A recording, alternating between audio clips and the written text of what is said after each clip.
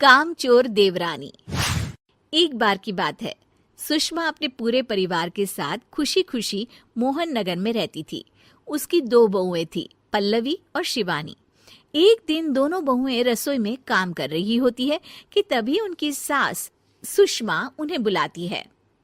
अरे बहू, जरा इधर तो आना।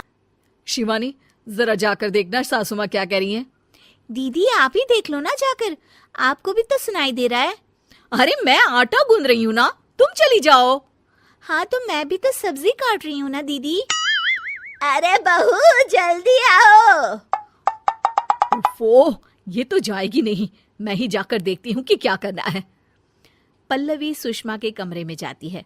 जी मम्मी जी, क्या हुआ? शाम को घर पर कुछ मेहमान आने वाले हैं, तो तुम अच्छा सा खाना बना लेना बहू। ठीक है मम्मी जी, आप बता दीजिए क्या क्या बनाना है और कितने लोग आ रहे हैं।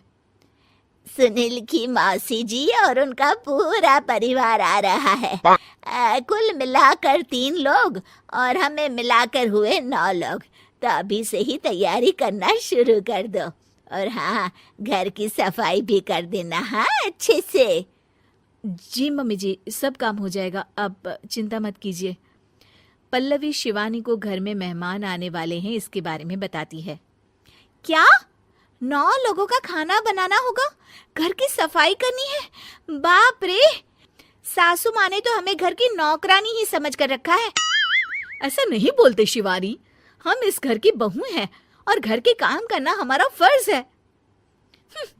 दीदी तो है ही सासू माँ की चमची, जब देखो सासू माँ सासू माँ। मैं तो इतना सारा काम नहीं करने वाली। शिवानी कपड़े लेकर गमला साफ कर रही होती है और चक्कर आने का नाटक करने लगती है। मेरा सर चकरा रहा है। तभी वहां पल्लवी और सासू माँ जाते हैं। अरे बहू, क्या हो गया तुम्हें? मम्मी जी, बहुत तेज सर में दर्द हो रहा है। तुम एक काम करो शिवानी, आराम कर लो। नहीं नहीं दीदी, घर में मेहमान आने वाले हैं, मुझे आपकी मदद करनी चाहिए। अरे कोई बात नहीं शिवानी, तुम आराम कर लो, मैं सब काम कर लूंगी। ठीक है दीदी, अगर आप इतना कह रही हैं तो आराम कर लेती हूँ। शिवानी आराम से अपने कमरे में मैगजीन पढ़ रही होती है। इसे कहते हैं आराम की जिंदगी। इतना सारा काम। चलो, सारा काम खत्म हो गया, शिवानी को देख आती हूँ। शिवानी अपने कमरे में ईयरफोन में गाने सुनते सुनते सो जाती है और उसके साइड में मैगजीन भी रखी होती है। पल्लवी वहां आ जाती है और वो सब देखती है। ओहो, तो मतलब सब काम चोरी का बहाना था। अभी बताती हूँ इसको। घर का सारा काम मुझे करना पड़ा और ये महारानी यहाँ मैगजीन पढ़ रही है, गाने सुन रही है। पल्लवी रसोई से एक प्लेट और चम्मच लेकर आती है और शिवानी को थाली बजाकर उठाने लगती है। शिवानी अचानक से उठती है। उठ गई महारानी, गाने भी सुन लिए, मैगजीन भी पढ़ ली। तुम तो बहुत बड़ी झूठी निकली शिवानी। तुमने सर दर्द का बहाना बनाया ताकि काम करने से बच सको। हाँ बनाया बहाना, तो क्या करती, इतने सारे काम करती। मुझे कोई शौक नहीं है चापलूसी का। क्या चापलूसी? तुम्हें लगता है कि मैं सारे काम चापलूसी के लिए कर रही हूँ? नहीं तो क्या। तभी वहां सासू माँ आ जाती हैं। अरे बहू, वो लोग बस आने ही वाले हैं, तुम तैयारियां कर लो। जी सासू माँ, तुझे तो मैं बाद में देखती हूँ। सब खाना खाने बैठते हैं और खाना शुरू करते हैं। तभी सुनील की मौसी बोलती है। वाह भाई वाह, खाना तो बहुत ही अच्छा बना है सुषमा जी, एक एक चीज में क्या स्वाद है। ये सुनकर शिवानी मुंह बना लेती है।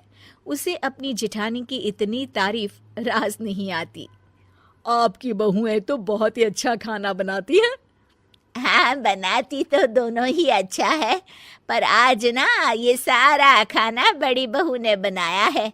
छोटी बहू की तबीयत ठीक नहीं थी, सो इसलिए। मानना पड़ेगा सुषमा जी, आपकी बड़ी बहू तो बहुत ही गुणवान है। पल्लवी की तारीफ सुनकर शिवानी को जलन होती है। पल्लवी ये सुनकर खुश हो जाती है और शिवानी की तरफ देखकर उसे चिढ़ाती है। कुछ देर बाद मेहमानों के जाने का वक्त हो जाता है। मौसी जी सबके लिए उपहार लाई होती है। वो सबको शगुन के पैसे देती हैं और अंत में पल्लवी के पास आती है। तुम्हारे लिए शगुन का लिफाफा तो है ही, पर बहू तुम्हें एक और उपहार भी मिलेगा इतना अच्छा खाना बनाने के लिए। मौसी अपने सोने के कंगन निकालकर पल्लवी को पहना देती है। ये लो, ये मेरे मनपसंद कंगन है, अब से ये तुम्हारे हुए। धन्यवाद मौसी जी। ये देखकर शिवानी तो पूरी तरह से जल जाती है और गुस्से से रसोई में चली जाती है। तभी वहां पल्लवी आ जाती है और उसे अपने कंगन दिखाने लगती है। देवरानी जी, अब आपका सर दर्द ठीक तो है ना?